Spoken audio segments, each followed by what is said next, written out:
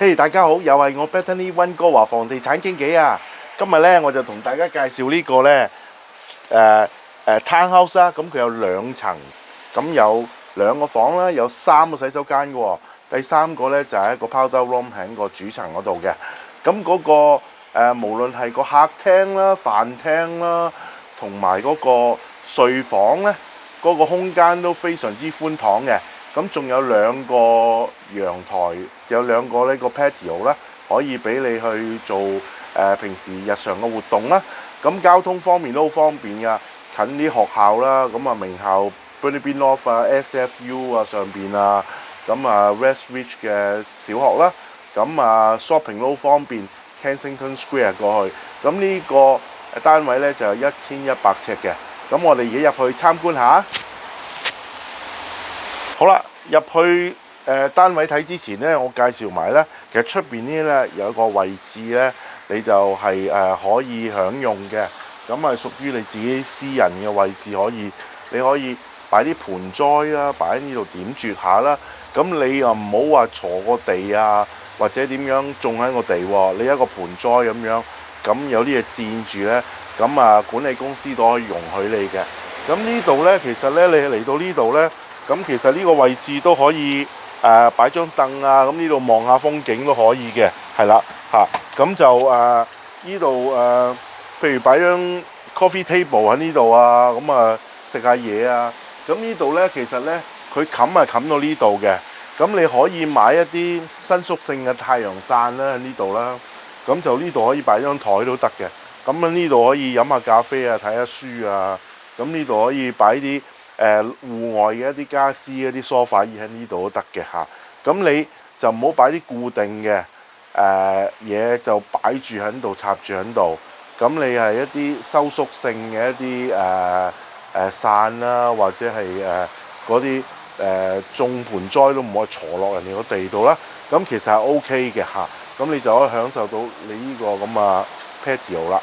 咁啊入邊仲有個 patio 嘅。咁啊我入去介紹嘅時候就會介紹埋俾你哋睇㗎啦。好啦，而家我入到呢個玄關位置啦，咁我介紹下啦。咁呢度呢，其實係一個 corner unit 啦。咁你會見到側邊都有啲光窗可以透到啲光線入嚟嘅。咁就 corner unit， 如果唔係 corner unit， 呢度係埲牆呢，就會呢度好暗㗎啦。咁再加上上面樓梯嗰個粒頭呢，佢嗰度有一個光窗嘅。咁所以呢，就呢度就會係有自然光線可以入到呢個位，就會光猛精神好多㗎啦。咁呢度呢，亦都係有一啲好寬敞嘅空間啦，可以擺下鞋啊，擺啲裝飾物啊。咁呢度仲有一個係掛一個衣櫃啊，可以掛衫啦，一啲大褸就可以掛到入去入邊㗎啦嚇。咁我介紹下啦，咁後邊呢，就會係有客廳啊、飯廳啦，咁嗰邊有廚房。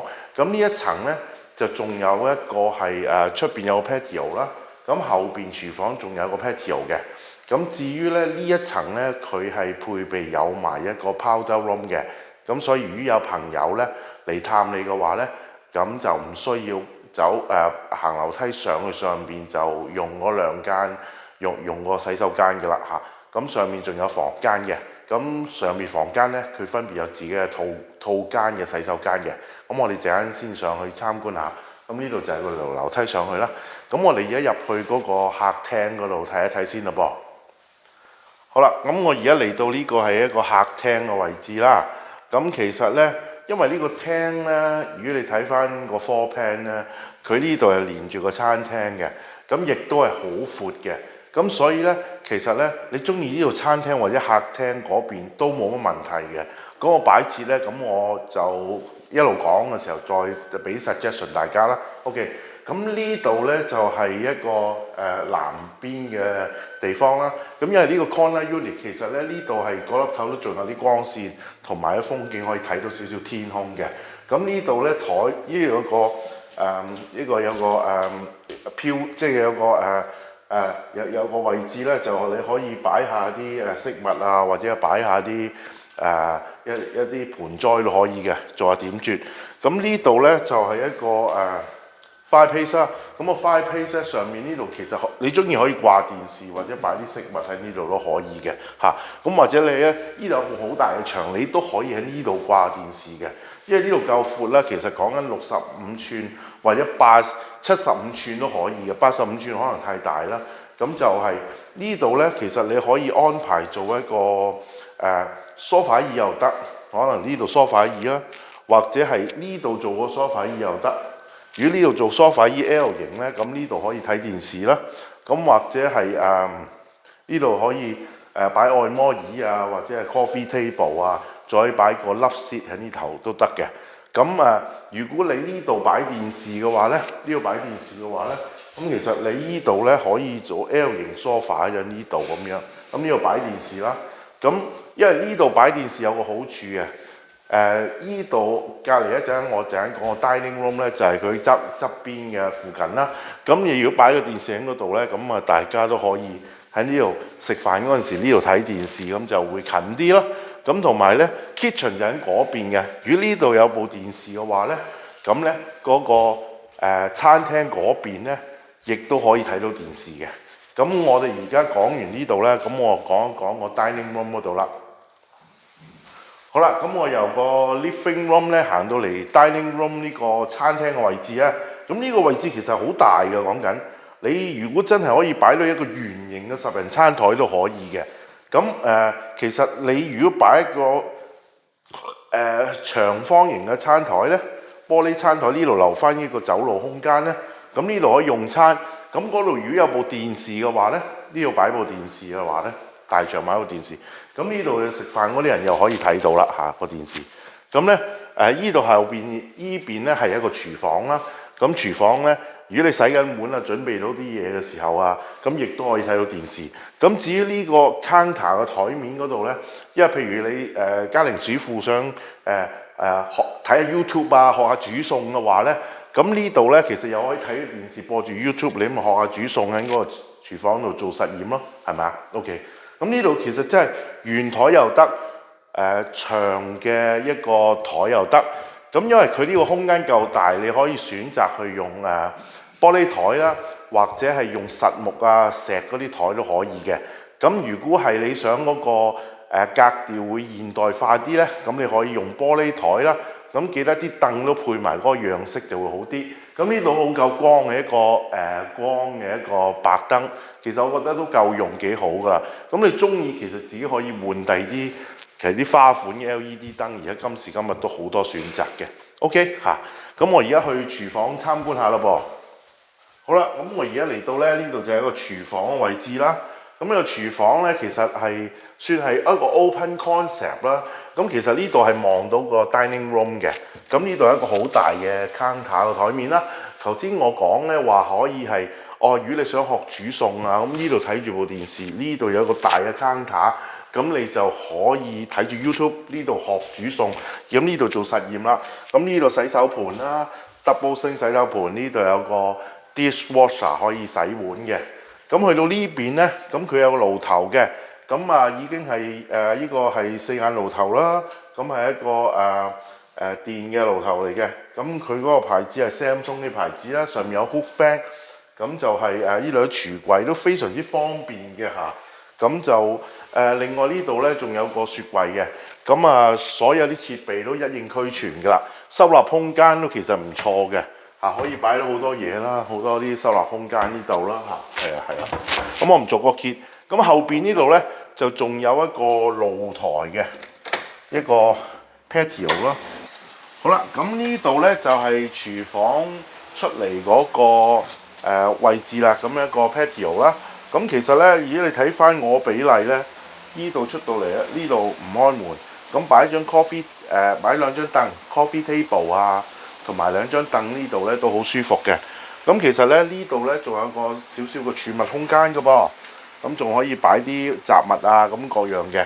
咁個 size 都有都2尺乘4尺咁上下啦，咁都擺到好多嘢㗎啦嚇。咁就呢度就可以夏天嘅時候出嚟就可以食下晚飯啊，平時可以飲下咖啡睇下書啦。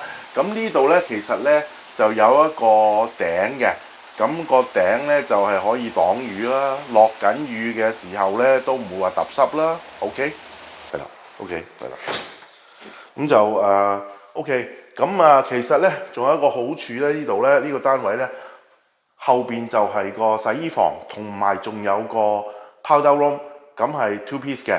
咁如果咧啲客人嚟到咧，就可以用後邊嗰個洗手間，唔使上去上邊噶啦。咁洗衫都好方便。洗衫有啲人中意唔好嘈住自己瞓覺啦，咁就個洗衣房喺下邊就會 fit 晒佢哋噶啦。咁我哋而家去參觀下咯噃。好啦，咁啊廚房講完啦，咁呢個個雪櫃啦嚇，兩門雪櫃，不鏽鋼電器 ，Samsung 嘅雪櫃 ，OK， 10年保養 ，OK。咁呢度仲有個洗衣房啦，咁呢度係一個洗衣房啦，咁啊就好方便啦，咁呢度可以洗衫啦嚇。咁至於入邊咧，都有 powder room， 咁當然啦有個門可以拉出拉入，咁啊遮住啦嚇。咁我哋入去個 powder room 都睇埋啦嚇 ，OK。好啦，咁我而家入到呢個 powder room 啦，咁佢有一個洗手盤啦，咁有個馬桶啦，咁有個大鏡，咁呢個好光猛，有燈有抽氣扇噶啦，咁有掛衫，咁啊如果係啲朋友喺附近做完運動啊，或者跑完步，就算你朝頭早你食早餐之前跑完步翻嚟呢度，哦有個抹一抹面洗面咁樣，咁去個洗手間咁就可以就換件衫可以翻工咁樣，都係一個唔錯嘅一個選擇嚟嘅。而家我哋上去樓梯睇睇啦，上一層。咁呢度咧，其實咧樓梯已經鋪晒呢個木地板㗎啦嚇。咁成屋都係一個木地板啦。咁呢度咧就係分別係普通房啦，都係套房。呢個主人房嘅嚇。咁前面有個衣櫃嘅，係啦。咁就轉個身你睇一睇。呢度有個光窗，咁啊自然光可以透到落嚟。可以有啲光照到落去下。好啦，咁我而家咧就係上去第2樓上層嗰度啦。咁咧就係睇翻嗰個房間啦嚇。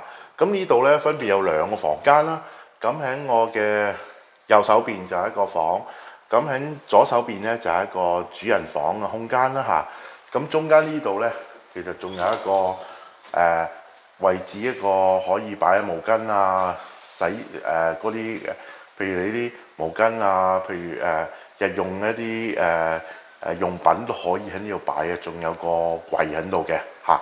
咁至於咧呢度就相比一啲咧入邊嘅單位會比較光啲嘅，點解咧？因為你睇見呢邊其實係一個呢個 corner unit， 佢對出係有一個窗嘅，咁佢可以睇到出邊嘅一啲睇到出邊啲風景啦，咁同埋有自然光可以入到去呢個單位入邊嘅。OK。咁我哋而家首先睇一睇呢間房咯噃。我入到嚟呢個房啦，咁其實咧呢個房輕輕介紹下啦。咁呢邊咧就係有一個衣櫃嘅，個衣櫃個 size 都係相當之唔錯啦嚇。咁就係擺到好多衫噶啦。咁至於呢邊咧就係嗰個窗啦，咁啊向住呢個出邊有啲風景可以見到，同埋有自然光可以入到嚟嘅。咁呢個好處就係 corner unit 先有嘅。其他嘅單位咧，可能個窗就係喺第2邊嘅，亦都係唔係對住呢度嘅。咁呢邊個牆比較大啲，咁有一個天然自然光窗入去咧，咁個人就會精神好多嘅。咁呢間房你見到一個好大嘅牆啦，個牆就可以其實擺到55寸嘅電視喺度啦。咁呢間房咧，其實呢邊咧係可以擺到個 king size 床，左右嘅床頭都可以擺到床頭櫃嘅。咁如果你話唔使下傾西床啦，咁就算傾西床都冇問題，因為呢度夠長啦嚇。傾西床嚟到呢度啦嚇，嚟到呢度啦。咁傾西床就其實唔好太勉強，傾西床睡咗瞓嘅啦，同埋睇下電視啦。咁就主要係咁。但係如果你想咧實用少少嘅話咧，就可以係可以咁樣嘅。有啲人咧，因為呢個窗台夠大嘅，有啲人咧就晾一塊板上去做埋書台，就攞呢個位置去做書台嘅，突出少少啦。咁隻腳攝落去，嗰度有電插嘅，呢度做書台。咁如果你係用埋個窗台做書台咧，呢度擺 king size 床都冇問題㗎啦嚇。咁但係咧，如果你咧唔想用窗台做書台咧，咁做個 queen bed 咧。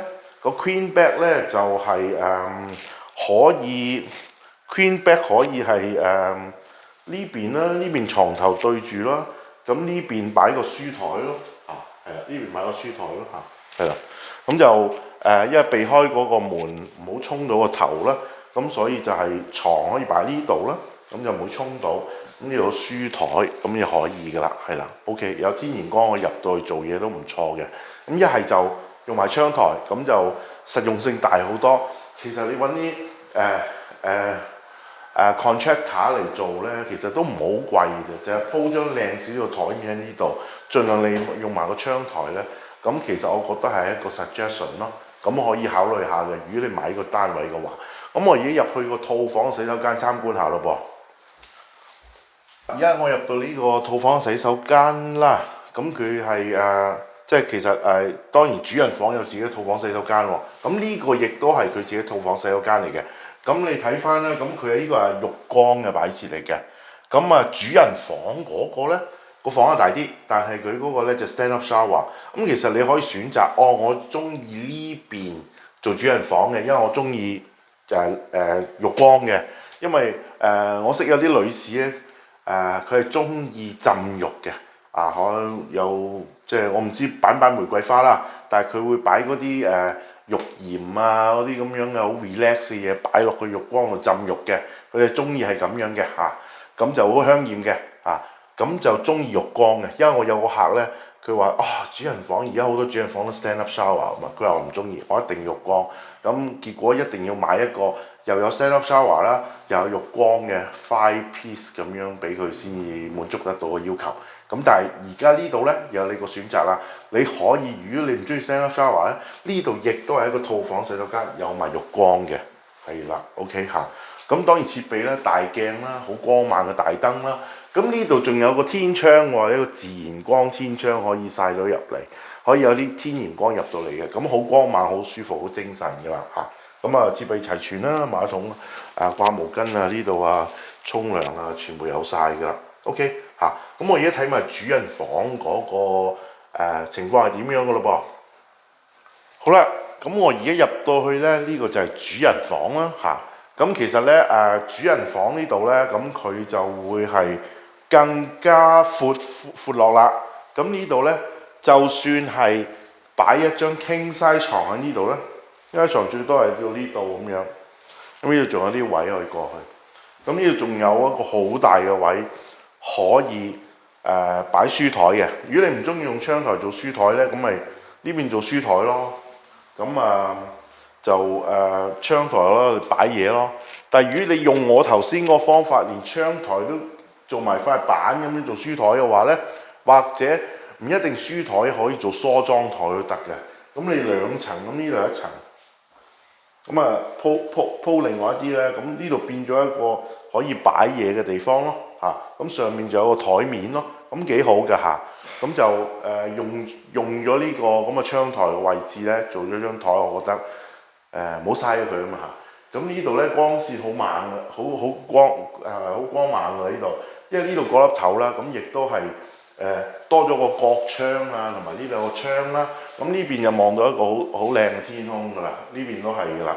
咁唔似其他啲屋苑好近咁，你見到鄰居就唔會嘅，因為呢度咧佢就唔會見到鄰居嗰個窗面對面嘅，佢見到個屋頂嚟嘅，所以呢個私隱度亦都相當之高嘅嗰個房一樣嘅，頭先唔記得提呢個私隱度高，因為見唔到好近嘅鄰居咁你可以開晒個窗，咁隨時享受你嘅天然光有啲冇辦法，因為住得太近鄰居咧，一定要長期拉住個簾，咁就有啲冇癮啦OK 咁我繼續講埋啦，可以傾晒床啦如果其實個作用嚟講咧，有啲家庭咧可能係有兩個小朋友或者兩個小朋友，咁佢其實呢個位置可以擺到兩張 single bed 嘅喎，係啦，擺兩張 single bed， 擺完兩張 single bed 咧，前邊可以做依邊係對住個窗做一個 long bench 或者呢度其實小朋友好細啫，用埋呢個位置做咗書台俾佢哋讀書咁樣，咁呢個小朋友個房唔知幾好係嘛？如果你想空間大啲嘅擺玩具嘅，咁可以做個double deck 嘅一個床啦，一個 double deck 嘅雙層床啦咁唔好意思咁其實我掉轉咗一個 concept，其實呢邊係有個衣櫃嘅，咁嗰個牀咧就擺呢邊係啱啲嘅，床擺呢邊，個台一樣係可以做書台，係啦。咁呢邊咧就有一個好大嘅衣櫃咧，就可以擺好多衫啊。咁我唔開嚟睇，因為入邊可能有啲衫啦嚇。咁床擺嗰邊咧，衣櫃又可以擺呢邊嚇。咁就你哋去做嗰個決定啦嚇。咁就其實咧都唔一定嘅，因為咧唔使一定好死咁做一件事嘅。因為就算我攞呢個位去擺個床咧，亦都可以嘅。因為你唔使一定次次開晒兩個門噶嘛，你開一個門攞衫咪得咯。呢邊亦都開一個門攞衫咪得咯。咁結果就係你中間就唔會食到個位置，你可以褪咗張床出嚟。你呢度擺床亦都可以嘅，不過就呢度擺床有個衝住個門啦。咁呢度擺床啦嚇，咁呢度擺床咯，咁呢度擺床又得嚇。OK， 咁我呢度講完啦，咁我講埋嗰個ensuite個洗手間咯噃。咁我入到嚟呢個係個主人房嘅洗手間啦。咁頭先嗰間房你睇過啦。咁其實咧佢係有一個浴缸嘅沖涼啦。咁呢度就係一個 stand up shower 沖涼嘅，係啦。呢度 stand up shower 啦。咁就呢度有個馬桶，係啦。咁呢度台面有個洗手盤啦嚇。咁啲收納空間都 OK 嘅。咁呢度仲有個天窗，咁好多好光猛，有個自然窗。自然嘅光可以入到嚟，咁朝頭早沖完涼都好舒服，好精神嘅。OK， 好啦，咁呢個新盤咧將會係今個禮拜嘅禮拜六、禮拜日啦，3月15、16號，2025年嘅2點至4點恭候大家嚟參觀嘅喎。呢個新盤咧個地址咧就係21355 Duffy Avenue Burnaby， 個位置咧係位於 Burnaby North 嘅 Westridge 區啦。咁嗰個面積就係1112尺嘅，2房3廁，有1個停車位，開價係799000蚊。咁至於呢個屋苑嘅附近配套呢，就都幾方便豐富嘅噃。咁講學校方面啦，咁佢鄰近有 Simon Fraser University 啦，咁小學都好近嘅。我諗步行可能15分鐘都到啦，揸車會快啲。咁 Westridge Elementary 啦，咁仲有出名嘅 Burnaby North Secondary School 喎。咁喺個 Burnaby Secondary School 附近咧就有個 Kensington Square 啦。咁其實咧喺呢個區入邊咧，差唔多呢個附近嘅居民都係享受到呢一個 mall 入邊嘅 facility 噶啦。無論有 Safeway 嗰啲 Coop Spread 嘅買麵包有啲餐廳 White Spot Starbucks shopping 有個 Shopper Job Mart 咁個人護理有啲 dental service 剪頭髮銀行咧就仲有 Royal Bank 添。咁你就可以去到呢頭附近咧，就可以觀察到佢附近呢個 mall 入邊有咁多嘅繽紛豐富嘅 facility 噶啦。如果大家都喜歡呢條片咧，就請你 click 個 like， 然後按 subscribe， 然後撳埋個鈴聲喎。咁以後有啲咩新片咧，你哋就會自動收到通知噶啦。多謝各位，拜拜。